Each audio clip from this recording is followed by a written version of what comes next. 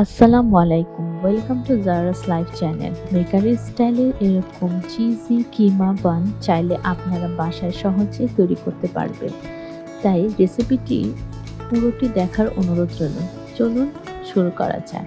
প্রথমে একটি বলে 2 কাপ ময়দা নিয়ে নিব, সাথে 1 টেবিল স্পুন ইস্ট এবং 1/4 কাপ চিনি, 1 টিস্পুন লবণ এবং 1/4 কাপ পাউডার মিল্ক নিয়ে নেব। ইস্ট আর চিনি একসাথে আগে মিক্স করে নিব। ফার্স্টে লবণের সাথে মিশাবো না, কারণ লবণ ডোটা একসাথে মিলালে এভাবে ইস্টের সাথে, তাহলে ডোটা ইজিলি রাইস করবে না। চিনির সাথে ফার্স্টে মিলাবো যাতে আমাদের ডোটা ইজিলি রাইস করে। এই পর্যায়ে একটু দিয়ে দিব হাফ ডিম। ফেটিয়ে রাখা হাফ ডিম দেওয়ার পর ভালো করে মিক্স করে নিব। মিক্স করার পর হাফ কাপ পানি পর্যায়ক্রমে দিয়ে ডোটাকে ভালো করে মিক্স করতে থাকবো। মথে নেওয়ার পরে 1 টেবিল স্পুন অয়েল দিয়ে দিব। আপনারা চাইলে বাটারও ইউজ করতে পারেন। এভাবে অয়েল দেওয়ার পর ভালো করে মথতে হবে। যখন দেখবো আঠালো ভাবটা ছেড়ে গেছে, আমাদের ডো রেডি। এবং আধা ঘন্টা রেস্টে দেওয়ার পর এরকম 6টা বন তৈরি করে নেব।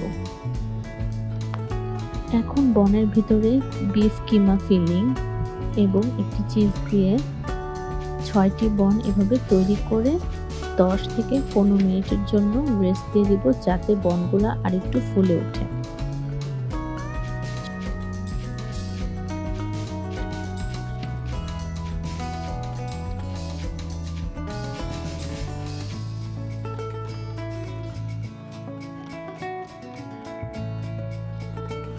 ছয়টা বন এভাবে ময়দা দিয়ে হালকা ডাস্ট করে রেখে তারপর বনগুলোয় ডিম আর দুধ মিশিয়ে রাখা মিশ্রণ দিয়ে ব্রাশ করে 160 ডিগ্রিতে 25 মিনিটের জন্য আপ সাইড এবং ডাউন সাইড দুই জায়গায় হিট দিয়ে বানগুলাকে বেক করে নেব।